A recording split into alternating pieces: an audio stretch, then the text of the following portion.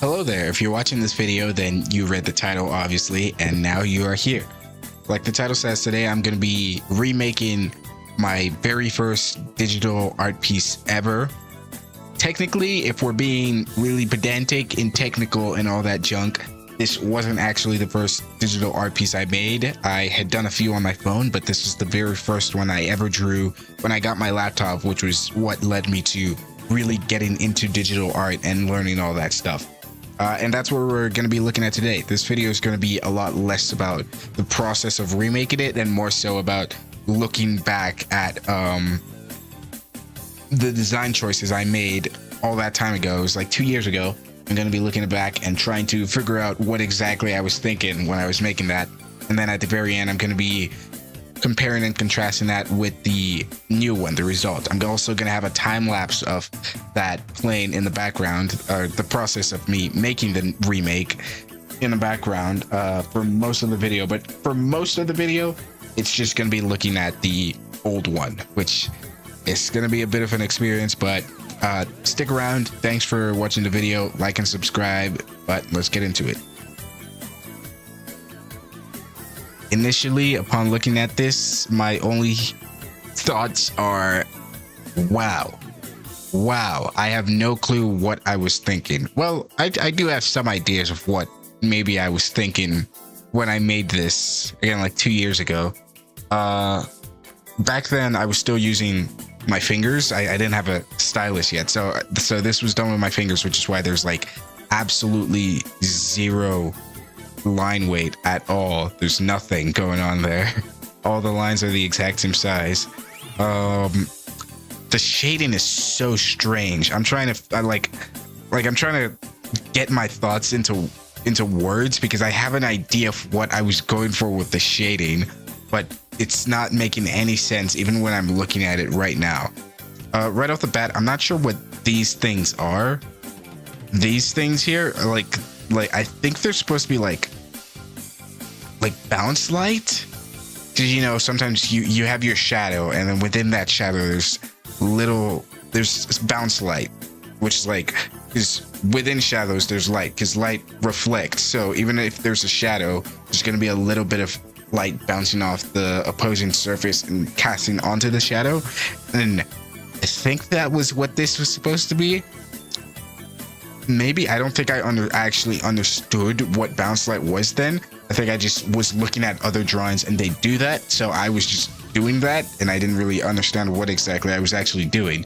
Like if you look here, there's no semblance of any sort of bounce light. I was just seeing it in the places that had lots of folds, and I guess that's what I was trying to emulate. They're not even lined up with the actual like line work. There's no actual cohesion between the line art and the bounce light or whatever that's supposed to be. I can see some of it down here too. I'm not sure.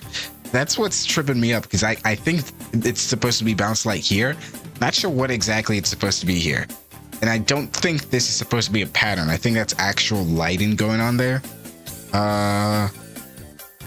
Yeah, that's rough.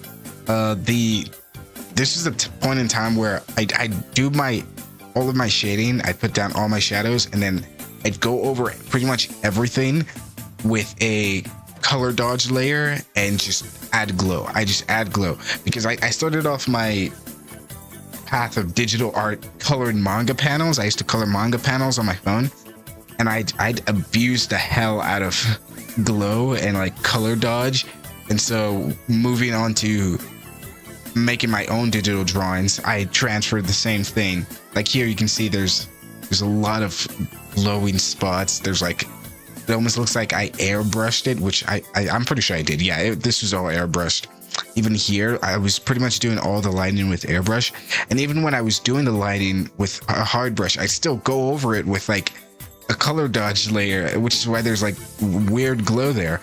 Not sure why I didn't put any sort of white there. There's not even any actual shading on this besides the lighting. It's so strange.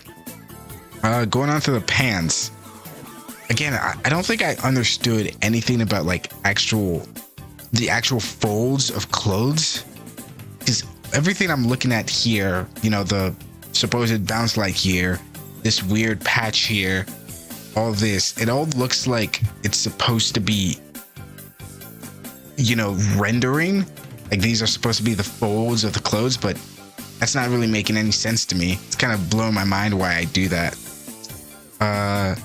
Looking at the backgrounds, I actually have no clue what I use for this. I don't think, because this is like my very first time. Oh, I think I actually I think I did that with hand. Is in the remake that you will see later in this video. I did it with like a halftone brush, which I now have knowledge of. But here, I think I actually did all of that by hand. I put each of those singular dots, which is stupid and ridiculous that I even did that. Looking at the face, wow, that is a crazy ass face. That's crazy. This was at a point in time where I was experimenting with like I don't even know what I was trying to do with the eyes here. I don't know. It's weird. Because my art style is heavily based off of Scott Pilgrim. You can probably tell from the nose and the face shape, maybe the ear, maybe the blocky shape of the fingers. But the eyes here have like I guess Knives kind of looks like that. But every time I tried drawing the Scott Pilgrim eyes, they looked terrible. They looked really goofy when I did it. I could never do it like Brian Lee O'Malley. So I eventually just started pivoting to something else and trying different things.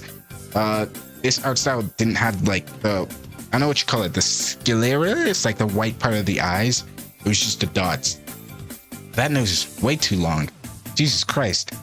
The shading on the hair, again, there's like no shading being done here, I think. Because like I'd have like if I did this now, which I am doing it now, but if I was looking back on it, I would have like black, like a darker shade of blue going on here, you know, just to give it actual volume. But there's none of that. Like even here, I don't think that's a darker shade than this. That's just that, which is so strange. Yeah, I actually don't really mind this to kind of show the, I don't know, but it kind of does confuse me when I look at it now because the angle of the arm is really strange. That's supposed to be the elbow. Man, that is weird. That's supposed to be the elbow. I get what I was going for. Still really weird. Really strange. The choice of the name is a bit weird when I look back on it because nobody else could tell what that's supposed to be spelling out besides me. It's supposed to be spelling out Lina, Lina, which was the name of this character, because I was really into Slayers at the time, and Lina Inverse was awesome. But you can't even see the A. It's out of frame, which I guess is a cool stylistic choice, but it's not a very good way to introduce your character if people can't read the entire name. I don't know why I put that heart rate monitor thing there. It's kind of random, kind of not really making any sense. I think the color choices are sort of okay. I don't think they're the best choices specifically. Like, I don't think they're picked well, but I think the actual palette kind of works, you know. You got blue, you got purple, green, yellow background. I think there's some cohesion there. You know, the purple and green are kind of complementary, or reddish and green, you know, Christmas colors. So that kind of makes sense to me. Blue and yellow kind of across from each other, so that also makes sense. I think overall the color selection is one of the only good things about it, which is why I didn't really change it in the remake that I'm doing. Not sure what this purple thing is all about. You'd think it'd be white, because usually nowadays I do a white outline. I'm not sure why I chose purple. I'm not sure why I made most of the color choices I did in this era. I was just kind of picking whatever. The exclamation marks are also kind of strange. Not sure what that's all about. I tried emulating that in the remake, but I'm not really sure. I'm not sure why these two are touching. I'm not sure why this one is so incredibly tiny. It's weird. Yeah, really strange decisions all around. I was still using my initials as my signature back then. I hadn't really donned the name of Diggo yet. I didn't really have an online presence. The spikes on the...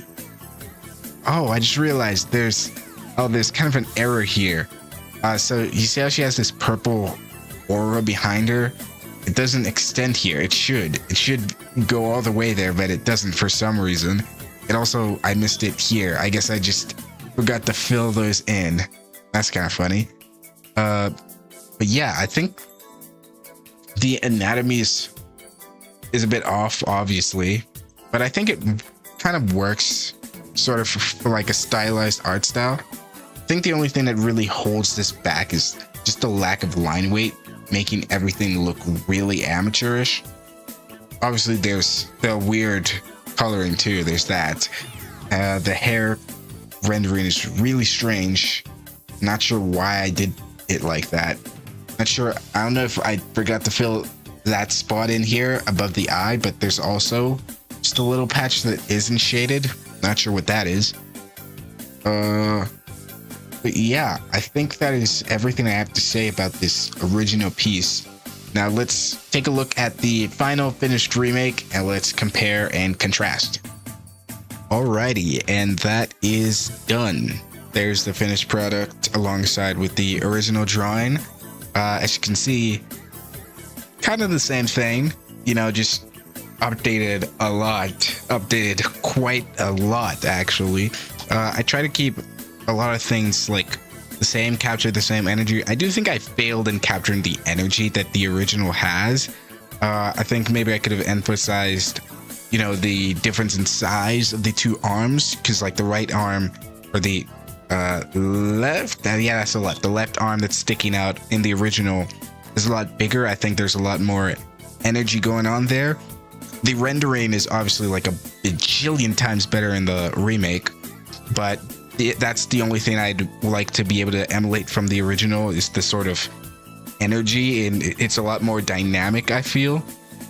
But I do think it displays like how far I've come in rendering. Like you see, if you look underneath the chest and like within some of the shadows, there's bounce light, except now I kind of have a better understanding of what that actually is and how that operates, so it's not just all over the place doing complete random bullshit.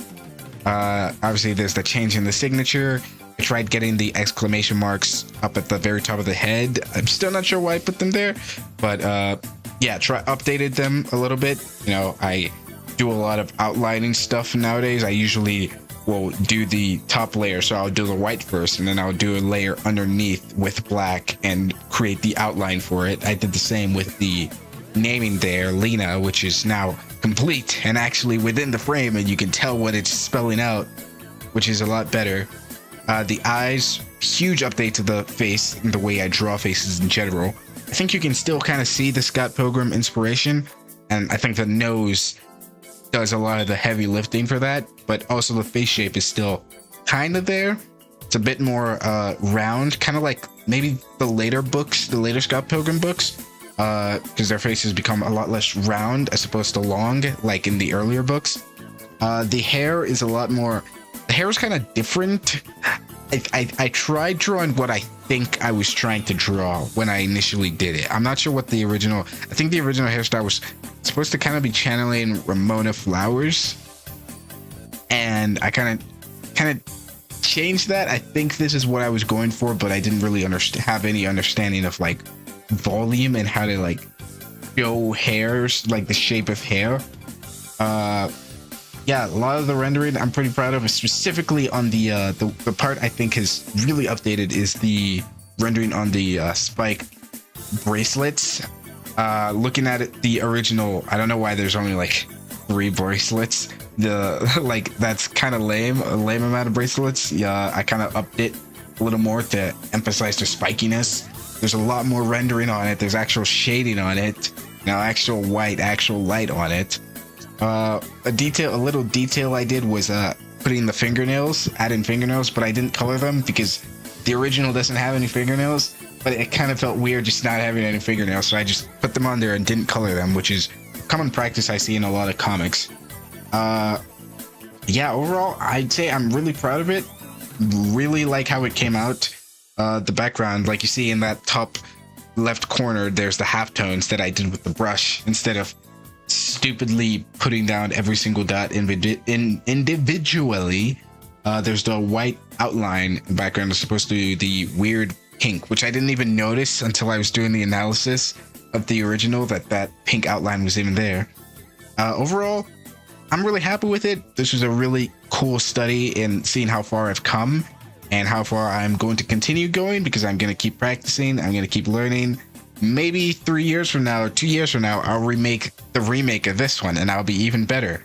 But this will probably be the first part in the series where I just redo my old art and I just look at what I was doing, what I was thinking, and just try to examine my choices.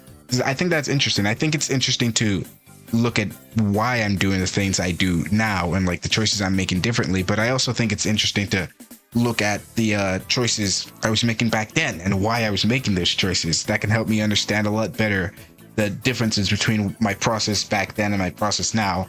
And I think that overall just gives me a better understanding of my craft. But anyways, that's all for today. Thank you very much for watching this video.